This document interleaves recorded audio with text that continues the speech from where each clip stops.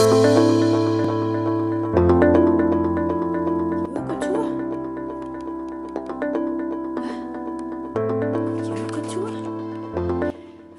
normalt så spiser jeg ikke rigtig morgenmad, fordi at jeg står så fandens tidligt op.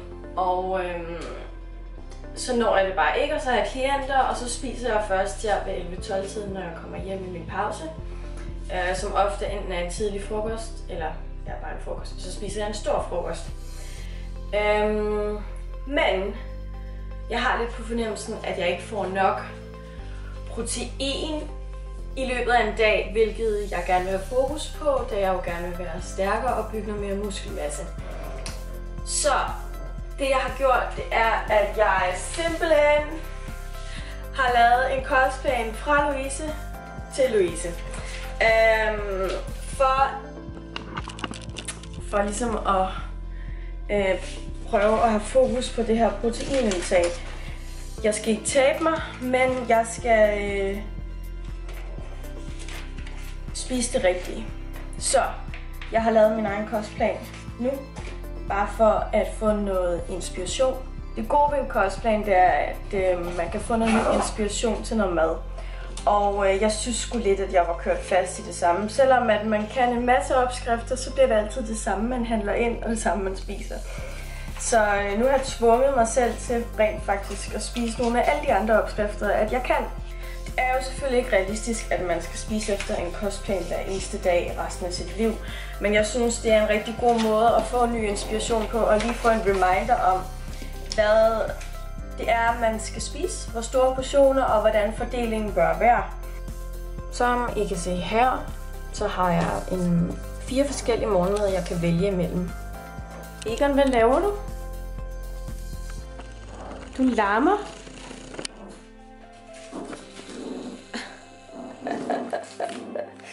Nå, som I kan se, så har jeg 4 forskellige morgenmad, jeg kan vælge imellem. Og den første, det er en abemad bestående af en masse frugt og noget proteinpulver. Selvfølgelig for at få noget protein ind i den her morgenmad. Det næste, det er overnight oats.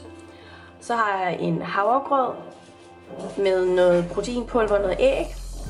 Og nogle proteinpandekager med peanut butter og banan. Det har jeg ikke tid til i dag, jeg skal ind på arbejde. Men jeg har tænkt mig at lave havregrøden her. Jeg elsker havregrød. Så min havregrød kan jeg se her, at der er 380 kalorier i, 36 gram protein, 8 gram fedt og 39 gram kulhydrat.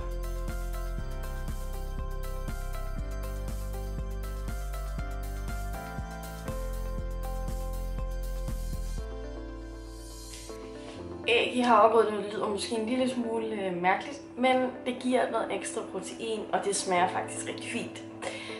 Især fordi, at proteinpulveren, jeg skal putte i, den smager virkelig yummy. Jeg bruger, det er overhovedet ikke sponsoreret der, men jeg bruger proteinpulveret fra Isis med vaniljesmag. Det er virkelig godt, synes jeg. Jeg synes tit, at proteinpulver kan smage en lille smule sådan, ja, virkelig af pulver. Og det synes jeg ikke, det her gør. Jeg synes, det er en rigtig lækker smag. Og især sammen med mad, der er det rigtig godt. Alright. Så stod der, at jeg kunne toppe det med lidt kanel og nogle bær. Og det der har altså været bær på frost, som jeg lige har tydeligt op i mikroovnen, bare så de ikke gør min grød kold. Så bon appetit! Når jeg endelig har tid til at spise morgenmad, så drikker jeg altid vand sammen med min morgenmad. Jeg er spændt på, om jeg kan få spist morgenmad i hverdagen også. Altså, jeg står jo op 4:15, så det er sådan lidt tidligt at spise morgenmad, men igen, jeg når altså ikke mit proteinindtag på 2 måltider, altså på frokost og aftensmad, så det ville være rigtig godt, hvis at jeg fik spist morgenmad. Og ellers så har jeg gjort det, at jeg har førhen tog den der overnight oats med på arbejde. Den smager virkelig godt, men det kræver selvfølgelig, at jeg husker at lave den aftenen før. Og jeg ved ikke, hvad det er, om det har jeg det åbenbart med at glemme. Morgenmad er færdig. Det var mega lækkert.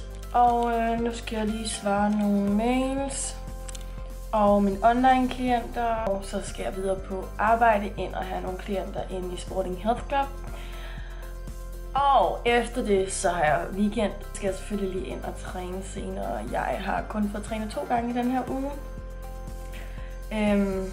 Lige nu der træner jeg 4 gange om ugen, og mere hvis jeg har tid. Men ellers så sørger jeg bare for at gå nogle gode lange ture med ham der. Og det har jeg det egentlig helt fint med. Førhen der trænede jeg 6 gange om ugen. Det blev lidt mere en stressfaktor for mig, end at det blev noget, der var sjovt. Og noget, jeg glædede mig til. Nu hvor jeg har sat det ned, så er det virkelig noget, at jeg ser frem til. Og det synes jeg, det er sådan, det skal være. Det skal være noget, man hygger sig med, og ens sådan frirum. Og det blev det bare ikke mere. Det blev sådan lidt mere, jeg træner, fordi jeg skal træne. Og så tror jeg også bare, at jeg har ændret mit fokus rigtig meget. Jeg træner ikke for at se ud på en bestemt måde. Jeg træner, fordi at jeg synes, det er mega sjovt at løfte tunge ting. Så jeg træner for at blive stærk. Og det har bare givet en anden ro over min træning og over min hverdag. At ikke at have stress over at skulle forbrænde x antal kalorier. Men spise sundt og varieret. Ikke noget protein i øjeblikket, men det får jeg rettet op på. Og træne, når det passer ind. Jeg arbejder rigtig meget og bruger rigtig meget tid på Egon og familie. Så hvis det ikke lige passer ind, så skipper jeg en træning, og det er helt okay. Jeg er rimelig aktiv i løbet af en dag og står op mange timer og går mange ture, så everything's good. Nå, lige lidt spontant, så skal mig og Egon til Fyn og hygge med min familie. De bor på Fyn. Så jeg er lige kommet hjem fra arbejde og når absolut ikke at spise frokost lige nu. Klokken er godt nok 12:30. Men jeg har tænkt lige at lave en proteinshake, som jeg kunne tage med i bilen. Det er også en shake, der er på min kostplan. Så jeg lige kan holde sulten lidt nede, indtil jeg når frem. Den bliver dog lige lidt freestyle, fordi jeg har ikke nogen bananer. Der skulle være banan i. Men jeg laver den på halv mælk, halv vand, isterninger, proteinpulver.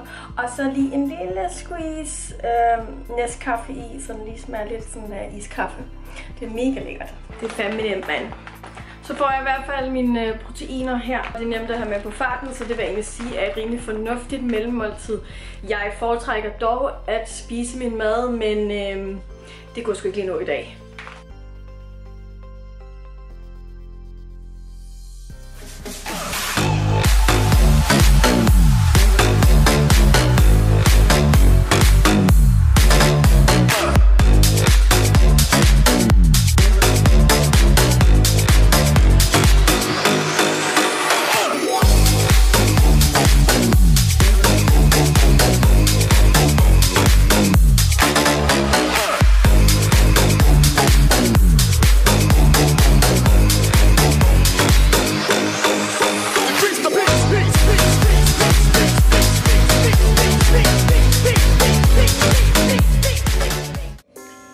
Så siger vi velkommen til Louises køkken. Vi laver aftensmad, og vi skal lave noget torsk med nogle kartofler, grøntsager og lidt sovs. Jeg har fået en hjælper med.